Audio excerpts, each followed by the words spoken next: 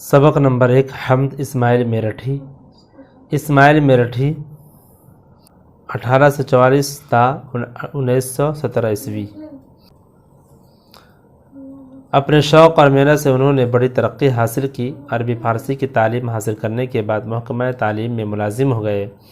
ملازمت کے دوران سہارنپور، میرٹھ اور آگرہ میں رہے۔ 1891 عیسوی میں پینشن ہوئی۔ 1917 عیسوی میں انتقال فرمایا۔ مولانا اسماعیل میرٹھی ایک اچھے شاعر اور نثر نگار تھے۔ انہوں نے اسکول کے بچوں کے لیے کتابیں لکھی جن کو بہت مقبولیت حاصل ہوئی۔ انہوں نے غالب سے استفادہ کیا تھا۔ جدید شاعری کی ترقی میں ان کا بڑا ہاتھ ہے۔ بچوں کے لیے لکھی گئی ان کی کتابیں آج بھی اسکولوں میں بچوں کی پڑھائی جاتی ہے۔ ایسی تمام درسی کتابیں بچوں کے معیار پر کھڑی اترتی ہے۔ اردو شاعری پر بھی ان کی خدمات خوب رہی۔ انہوں نے چھوٹی چھوٹی انگریزی نظموں کا اردو میں ترجمہ کیا۔ بچوں کے لیے ان کی نفسیات کے مطابق نظمیں لکھی۔ ان کی شاعری نصیحت آمیز اور اصلاح کرنے والی ہے۔ انہوں نے عاشقانہ اور صوفیانہ کلام بھی کہا، غزلیں بھی کہیں، قصیدہ، مرثیہ، مثنوی اور رباعیہ بھی کہیں۔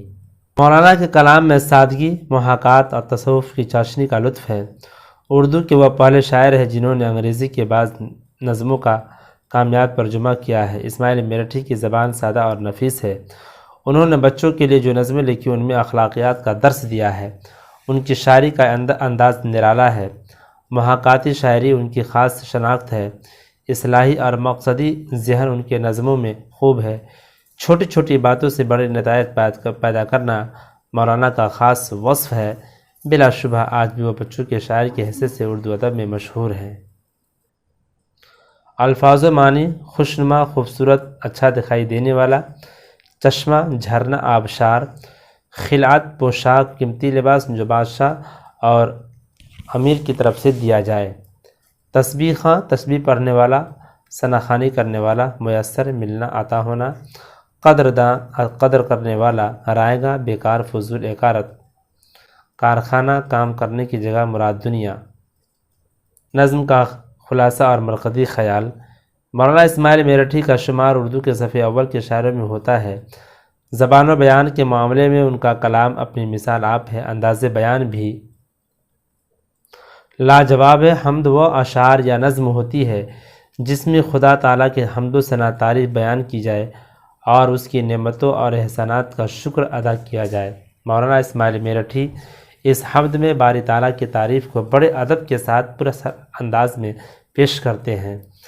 اس حمد میں شاعر کہتا ہے کہ میں اس خدا کی حمد و ثنا تعریف بیان کرتا ہوں جس نے یہ زمین آسمان بنائے ہیں، اسی کی بدولت مٹی سے خوبصورت پھل پھول پیدا کیے اور انہیں ہری پوشاک پہنا کر انہیں تازگی عطا کی۔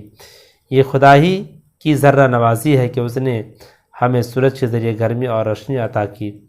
اسی کی مہربانی ہے کہ یہ جھرنے بہتے نظر آتے ہیں، ان مہربانی ہے۔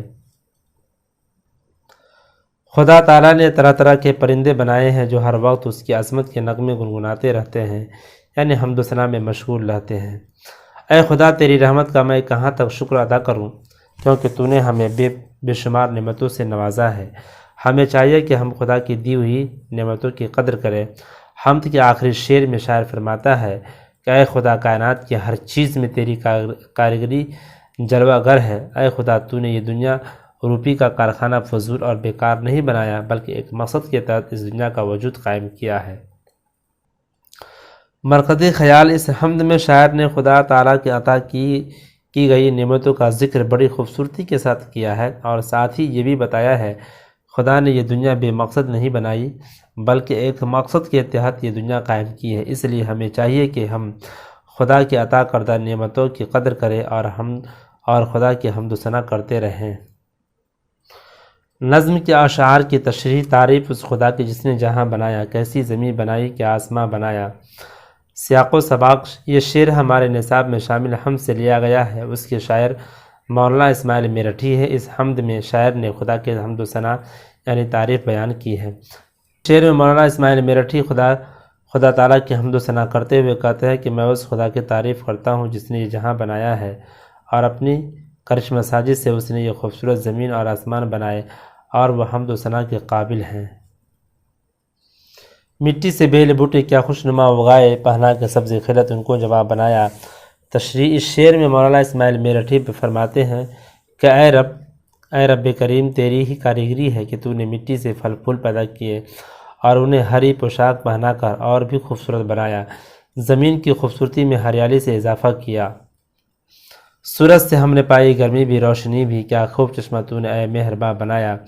تشریح اس شعر میں مولانا اسماعیل میرٹھی اللہ تعالیٰ کی تعریف میں کہتے ہیں کہ اے اللہ، تیرا بڑا احسان و کرم ہے کہ تو نے سورج بنایا اور سورج کے ذریعے ہمیں گرمی اور روشنی عطا کی۔ جس طرح چشموں سے پانی مسلسل آتا ہے، اسی طرح سے سورج بھی ایک چشمے کے مانند ہے جس سے روشنی اور گرمی ملتی ہے۔ تو نے ہم کو گرمی اور روشنی کا ایسا چشمہ عطا کیا، اس لیے ہم تیرے شکر گزار ہیں۔ یہ پیاری پیاری چڑیا پھرتی ہے جو چہکتی، قدرت نے تیری ان کو تسبیح خواں بنایا۔ تشریح اس شعر میں شاعر فرماتا ہے کہ اے اللہ، تو نے طرح طرح کے پرندے پیدا کیے، یہ چہچہاتے ہوئے پرندے اپنی پیاری اور سریلی آواز میں تیری حمد و ثنا بیان کر رہے ہیں، یعنی تیری عظمت کے گیت گا رہے ہیں۔ اس میں شاعر نے چڑیوں کے چہچہانے کو خدا کی پاکی بیان کرنا کہا ہے۔ رحمت سے تیری کیا کیا ہے نعمتیں میسر، ان نعمتوں کا تجھ کو ہے قدرداں بنایا۔ تشریح اس شعر میں شاعر خدا تعالیٰ کی عطا کردہ نعمتوں کا ذکر کرتے ہوئے کہتا ہے کہ اے اللہ تعالیٰ، تو نے ہمیں بے شمار نعمتوں سے نوازا، ہم ان نعمتوں کی قدر کرتے ہیں اور تیری اس ذرہ نوازی کے لیے ہم تیرے شکر گزار ہیں۔ تیرا بڑا احسان و کرم ہے کہ تو نے ہمیں اچھی اچھی نعمتوں سے نوازا، ہر چیز سے ہے تیری کاریگری ٹپکتی، یہ کارخانہ تو نے کب رائے گاں بنایا۔ تشریح حمد کے اس آخری شعر میں مولانا اسماعیل میرٹھی اللہ تعالیٰ کے احسانات کا شکر ادا کرتے ہوئے فرماتے ہیں کہ اے خدا، کائنات کے ہر شے میں تیری کاریگری جلوہ گر ہے، یعنی کائنات کے ہر شے میں تیرا ہی جلوہ ہے، اور یہ بھی سچ ہے کہ یہ دنیا تو نے فضول اور بے مقصد نہیں بنائی، بلکہ یہ دنیا ایک مقصد کے تحت وجود میں لائی گئی ہے۔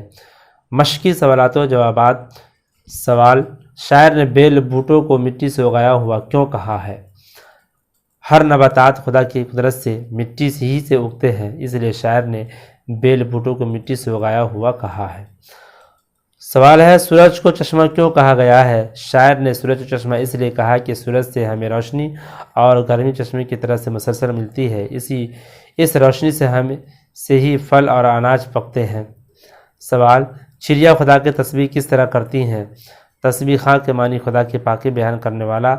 یہاں شاعر نے چہکتے ہوئے پرندوں کو خدا کی حمد و ثنا بیان کرنا کہا ہے، یعنی پرندے صبح و شام خدا تعالیٰ کی تعریف کرتے رہتے ہیں، اس لیے شاعر نے چڑیوں کو خدا کا تسبیح خواں کہا ہے۔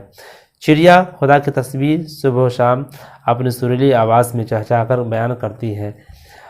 چوتھا، آخری شعر میں کارخانے سے کیا مراد ہے؟